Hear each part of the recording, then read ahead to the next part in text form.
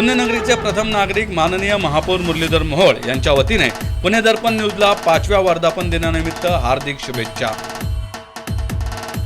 पुणे दर्पण न्यूजला 5व्या वर्धापन दिनाच्या हार्दिक शुभेच्छा। शुभेच्छुक ॲडव्होकेट अभय छाजेड, सरचिटणीस महाराष्ट्र प्रदेश काँग्रेस कमिटी। केंद्रीय अर्थमंत्री निर्मला सीतारामन यांनी लोकसभेत 2021-22 साठी केंद्रीय अर्थसंकल्प सादर केला आहे। कोरोना महामारीमुळे अडचणीत सापडलेल्या आपल्या देशाची पुढील दिशा काय असणार आहे हे आजच्या अर्थसंकल्पात पाहायला मिळाले। अर्थमंत्र्यांनी सादर केलेल्या बजेटवर पाहूयात या प्रतिक्रिया। कोविड की चैलेंज की वजह से फिस्कल इकोनॉमी और इकोनॉमी पर काफ़ी टफ था। जो फाइनेंस मिनिस्टर का आज बजट था वो पॉजिटिव था। उसमें तीन चार चीज़ें काफ़ी पॉजिटिव है। पहली तो ये कि focus has come on increasing spending so that employment can be increased. अगर हमें एम्प्लॉयमेंट बढ़ाना है तो हमें खर्चा ऑन इंफ्रास्ट्रक्चर बढ़ाना पड़ेगा ताकि ज़्यादा जॉब्स क्रिएट हो सके। वो एक बहुत पॉजिटिव चीज़ थी, चाहे वो रोड इंफ्रास्ट्रक्चर हो, चाहे वो रेलवे इंफ्रास्ट्रक्चर हो, चाहे वो बाकी प्रोजेक्ट्स हों, उन पे कैपिटल का जो आउटले है वो काफ़ी बढ़ाया गया है, which is a very very positive development. दूसरा पॉजिटिव डेवलपमेंट ये है कि जो हमारा टैक्सेशन स्ट्रक्चर है उसको बाय एंड लार्ज स्टेबल रखा गया है। आई थिंक बजट में उतना ही इम्पॉर्टेंट है कि जो बजट में नहीं होता है जो चेंज किया जाता है। और इसका एक बहुत इम्पॉर्टेंट सिग्नल ये जाता है कि भारत का टैक्सेशन सिस्टम जो है वो अब स्टेबल हो गया है और उसमें छोटे छोटे चेंजेस हर साल नहीं किए जाएंगे। तो ये एक बड़ा पॉजिटिव है। इसके अलावा सीनियर सिटीजन्स के लिए, स्टार्टअप्स के लिए, एग्रीकल्चर सेक्टर के लिए, एजुकेशनल इंस्टीट्यूशंस के लिए काफ़ी राहत बजट में है, जो कि एक बड़ा पॉजिटिव है। गवर्नमेंट ने एक और इसमें इंटेंट दिखाया है कि जो बाकी स्पेंडिंग है इंफ्रास्ट्रक्चर को छोड़ के उसमें ज़्यादा बढ़ोतरी नहीं की गई है, which is a big positive, क्योंकि गवर्नमेंट में ज़्यादातर खर्चा जो सैलरीज़ में जाता था उसमें ज़्यादा इंक्रीज़ नहीं किया गया है, which is a very very positive sign. Overall I would say ये बजट पॉजिटिव है कंट्री के लिए। कंट्री अब कॉन्फिडेंट है कि वो कोविड क्राइसिस से बाहर आ चुकी है। 30,000 करोड़ का एलोकेशन कोविड वैक्सीन्स के लिए किया गया है, जो रफली आई वुड से करीब 100 मिलियन में भी वैक्सीन्स उससे कवर होते हैं। तो इसका एक बहुत इम्पॉर्टेंट सिग्नल ये है कि अब जो देश है वो कोविड क्राइसिस से आगे देख रहा है और बैक एट इकोनॉमिक डेवलपमेंट। और ऐसे भी अगर कोविड केसेस की संख्या देखेंगे तो भारत में काफ़ी कम है अभी। तो इस मी चंद्रशेखर चितळे, मराठा चेंबरच्या प्रत्यक्ष कर समितीचा अध्यक्ष आहे। सामान्य जनतेला करांविषयी उत्सुकता असते की आपल्या खिशाला किती चाट बसणार आहे प्रत्यक्ष कराच्या रूपाने। तर यावेळेला अशी अपेक्षा होती की कोविडच्या निर्मूलनासाठी जो खर्च झाला आहे त्याच्यासंबंधी अधिभार चार्ज केला जाईल किंवा जे कोण सुपर रिच करदाते आहेत त्यांच्यावर अधिक टॅक्सचं बर्डन येईल। पण ह्या दोन्ही गोष्टी न झाल्यामुळे करदात्यांनी एक सुटकेचा निश्वास सोडलेला आहे। त्या व्यतिरिक्त नानी पालखीवाला जे करतज्ञ होते ते म्हणायचे की तुम्ही करदात्यांना पैशाच्या स्वरूपात फक्त टॅक्स लावा, त्यांचे टाईम किंवा एफर्ट्स हे वाया घालवू नका। तर ते बऱ्याच वेळेला कार्यालयीन कामकाज करण्याकरता करासंबंधी खूप वेळेचा अपव्यय होतो। तर त्या दृष्टिकोनातनं मोठी पावलं उचललीत की जेणेकरून कराचं कम्प्लायन्सेसमध्ये सुलभता येईल। सिनियर सिटीजन्सना त्यांनी विवरणपत्र काही परिस्थितीत न भरण्याची सवलत दिली आहे। अर्थात त्याच्यात वय 75 वर्ष ठेवलेलं आहे, त्याच्याऐवजी त्यांनी 65 किंवा 60 वर्षापर्यंत खाली आणलं तर जास्त उपयुक्त ठरेल। जे लाभांशावर ॲडव्हान्स टॅक्स भरायला लागतो तर ते आपल्याला माहीत नसतं लाभांश किती मिळेल, कधी मिळेल, त्याच्यातनं देखील आता त्यांनी सुटका दिलेली आहे। त्याच्यानंतर जे काय विवाद होतात, जे छोटे करदाते आहेत त्यांच्या दृष्टिकोनातनं त्यांनी विवादासाठी एक वेगळी छोटी कमिटी दिलेली आहे की ज्याच्यात अधिक श्रम किंवा वेळ वाया न घालवता त्यांना निराकरण मिळू शकेल। पॉझिटिव्हच्या बाबतीत आपल्याला असं म्हणता येईल की अफोर्डेबल हाऊसिंगला त्यांनी खूपच मदत केलेली आहे छोट्या घरांना, की जे कोण करदाते घर विकत घेतील त्यांना 1.5 लाखाची अतिरिक्त व्याजाची वजावट मिळेल। जे बिल्डर्स असे घरं बांधतील त्यांना देखील आयकर भरावा लागणार नाही। आणि यावर्षी त्यातली अजून एक समाधानाची गोष्ट म्हणजे अशी अफोर्डेबल हाऊसेस जे कोण भाड्याने देतील त्या भाड्याच्या रकमेमधील देखील त्यांना मोठ्या प्रमाणात सवलत मिळणार आहे।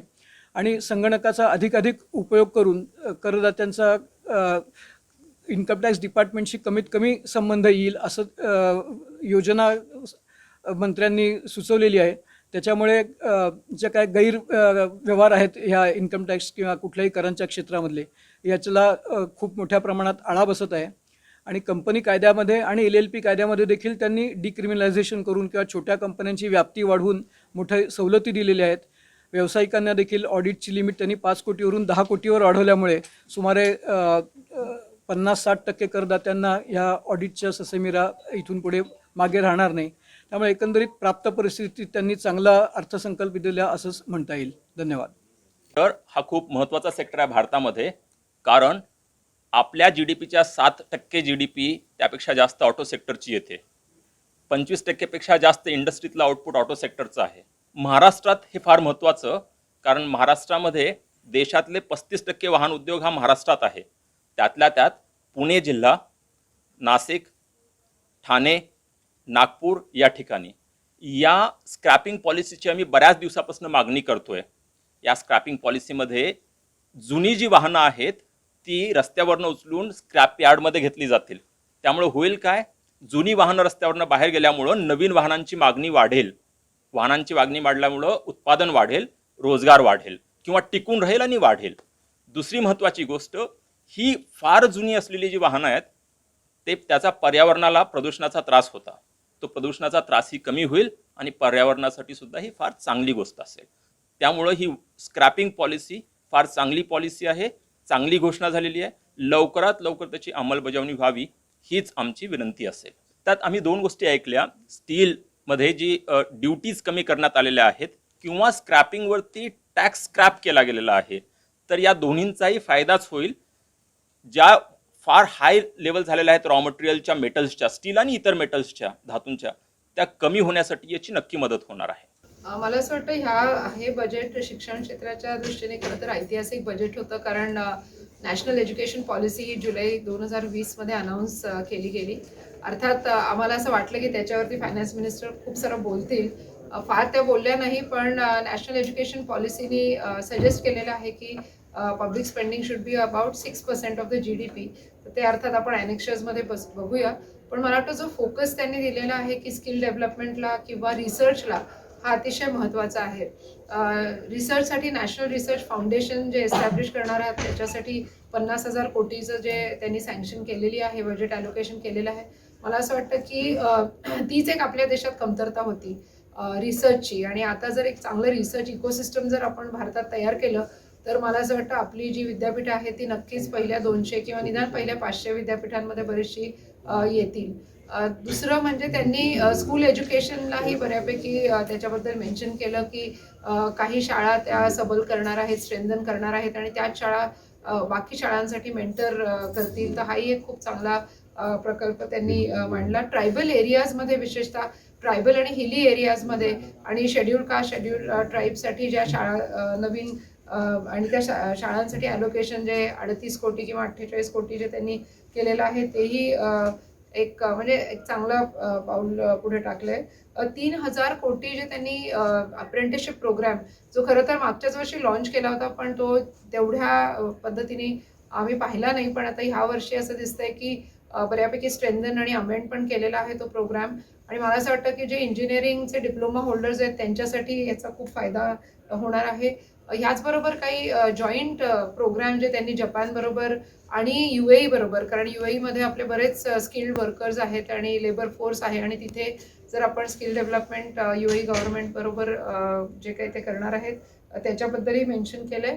अजून एक म्हणजे जे नॅशनल एज्युकेशन पॉलिसीमध्ये मेन्शन केलेलं नाही पण जे आता फायनान्स मिनिस्टर बोलल्या, तर त्याच्याबद्दल खरं तर बघितलं पाहिजे काय त्यांना म्हणायचं आहे. त्यांनी हैदराबादबद्दल मेन्शन केलं की अशा 9 सिटीज त्यांनी आयडेंटिफाय केल्या जिथे बऱ्याच साऱ्या हायर एज्युकेशन इन्स्टिट्यूशन्स आहेत, आणि पुणे तर खरं तर विद्येचं माहेरघर असल्यामुळे आय एम शुअर या 9 सिटीजमध्ये पुणेही असेल. तर त्या असं म्हटलं की आम्ही त्याच्यावरती एक अशी अम्ब्रेला इन्स्टिट्यूशन तयार करू आणि पण सगळी विद्यापीठांमध्ये ऑटॉनॉमी मेंटेन करू. तर हे नक्की काय करणार आहेत? बहुतेक नॅशनल एज्युकेशन पॉलिसीमध्ये जो एक मल्टीडिसिप्लिनरी एज्युकेशनबद्दलचं जे बोललं गेलंय किंवा मांडलं गेलंय, तर त्या पद्धतीचं काही करणार आहेत का? तर हे खरं जेव्हा डिटेल्स आम्ही बघू, ॲनेक्शर्स बघू, तेव्हा आम्हाला कळेल. सगळ्यात महत्त्वाचा म्हणजे अदर दॅन एज्युकेशन मला आनंद होतो, मी स्वतः मेडिकल डॉक्टर आहे, की फायनान्स मिनिस्टरनी हे स्पीच हेल्थवरती खूप फोकस दिला आणि सुरुवातच ह्या बजेट स्पीचची अर्थातच कोविडमुळे पण अदरवाईज सुद्धा पब्लिक स्पेंडिंग ऑन हेल्थ 137% वाढवलेलं आहे आणि मला असं वाटतं ते सगळ्यात म्हणजे हेल्थ आणि एज्युकेशन हे आपण 2 पिलर्स कुठल्याही राष्ट्राच्या डेव्हलपमेंटसाठी हे पिलर्स आहेत असं मानतो आणि मला असं वाटतं की हे बजेट त्या दृष्टीने खूप चांगलं आहे.